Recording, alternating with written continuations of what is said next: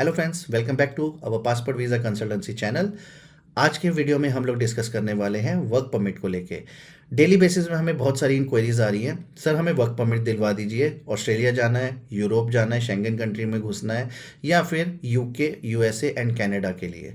But मैं आपको एक चीज़ बता देना चाहता हूँ कि वर्क परमिट पहले 6 महीने पहले आप अप्लाई करते थे किसी एजेंट के थ्रू, आपको इजीली मिल जाता था और आप चले जाते थे।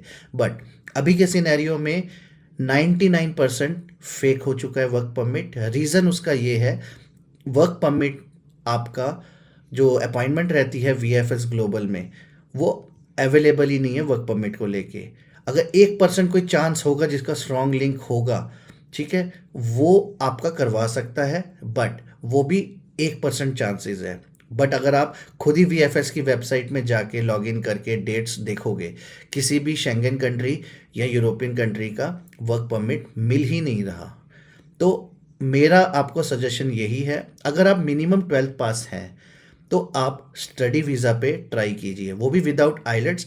शेंगन कंट्री जैसे माल्टा जैसी कंट्री में आपको ईजिली विदाउट आइलेट्स आपको एंट्री मिल जाती है एज अ स्टूडेंट। चाहे आप 2 साल का डिप्लोमा कीजिए, चाहे आप वहाँ पे एमबीए करने जाइए या फिर बैचलर करने जाइए।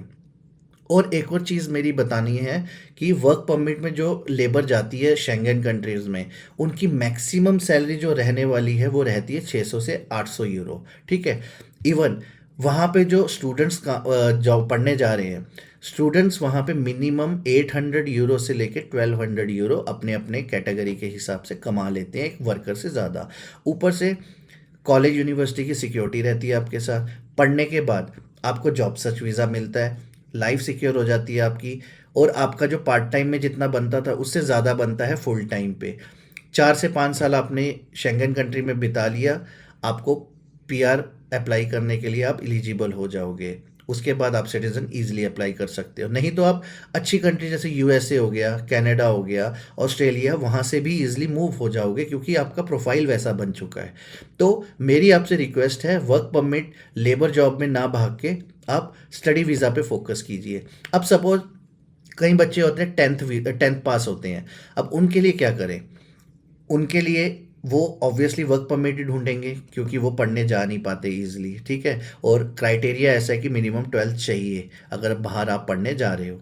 तो उस क्राइटेरिया में आपको, अगर आप 10th पास हो, आप यहाँ से दुबई जाइए। दुबई में एक 2 साल का एक्सपीरियंस कमाइए, स्किल कमाइए, और वहाँ से अच्छी कंट्री, यूरोपियन कंट्री, शेंगेन हो गया, यूके, यूएसए, वहाँ से आप एनओसी कंपनी की लेके वहाँ से आप दूसरी कंट्री मूव कर सकते हैं बहुत इजीली, और वहाँ पे कोई प्रॉब्लम ही नहीं आएगी। इंडिया में एजेंट्स फेक वीज़ा लगा लगा के, फेक डॉक्यूमेंट्स लगा लगा के इतने बदनाम हो चुके हैं कि एम्बेसी इतना इजीली ट्रस्ट नहीं करती अगर क्वालिफिकेशन कम हो या आपकी प्रोफाइल अच्छी ना हो। तो यही मेरी सजेशन रहेगी, आप यहाँ से दुबई जाइए, दुबई में स्किल कमाइए, एक्सपीरियंस कमाइए, और वहाँ से फिर आगे निकलोगे, बहुत इजीली आपको मूव होने का चांस मिल सकता है। और रही बात जो बच्चे आज भी कोरिया के लिए भाग रहे हैं, उनके लिए मेरी सजेशन है, बेवकूफ़ी मत कीजिए। 15-20 लाख रुपए आप साउथ कोरिया का दे रहे हैं, 99% रिजेक्शन आ रही है। तो और वहाँ के आपको पता है कि कई मैंने वीडियोस बनाई हैं, न्यूज़ चैनल्स पे भी आ चुका है, जो इंडियंस वहाँ जाते हैं उनके साथ इतना ज़्यादा भेदभाव होता है, जैसे पुराने टाइम पे अंग्रेज लोग इंडियंस के साथ करते थे कि डॉग्स आर नॉट अलाउड। आज भी उनके रेस्टोरेंट्स में एंड क्लब्स में इंडियंस को एंट्री बैन है। हर जगह पैम्फलेट लगे हैं, इंडियंस आर नॉट अलाउड। तो ऐसी कंट्री जाना ही क्यों है? मेरे एक फ्रेंड हैं, वो वहीं पे पढ़ते हैं, हस्बैंड वाइफ थे, तो वहीं गए थे। तो वहाँ पे वो किसी भी रेस्टोरेंट में अगर बैठ जाएं तो साथ में टेबल पे बैठे हुए कोरियन लोग उठ के दूर चले जाते हैं। अगर आप किसी मॉल में, स्टोर में जाते हो कपड़ा खरीदने, अगर जिस शर्ट को आपने टच किया या क्लॉथ को टच किया, वो लोग क्या करते हैं, आपके बाहर निकलते ही उसको क्लीन करने लग जाते हैं। इतना ज़्यादा रेसिज्म और भेदभाव है, तो ऐसी कंट्री जाना क्यों है? असाइलम वहाँ पे जो बच्चे अप्लाई करते हैं 5 साल की होती है, ऐसे तो अब मिल नहीं रही। अगर आपको असाइलम मिल भी गई साउथ कोरिया में, क्या करोगे? 5 साल, उसके बाद या तो आप वहाँ पे इलीगल हो जाओगे या तो डिपोर्ट होके वापस आ जाओगे, यही है। तो बेटर है आप ऐसी कंट्री जाइए जहाँ पे आपका फ्यूचर सिक्योर है, फैमिली को भी कल को आप बुला सकते हो, ईजी।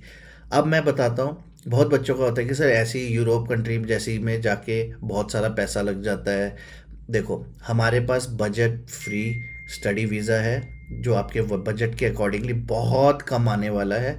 तो आप एक बार हमें कांटेक्ट कीजिए, हम आपको प्रॉपर गाइडेंस देके आपको बाहर सेटल करेंगे। नहीं तो आपका अगर प्रोफाइल वीक है तो हम आपको दुबई में वर्क परमिट दिला के प्रोफाइल बना के आगे भेज देंगे।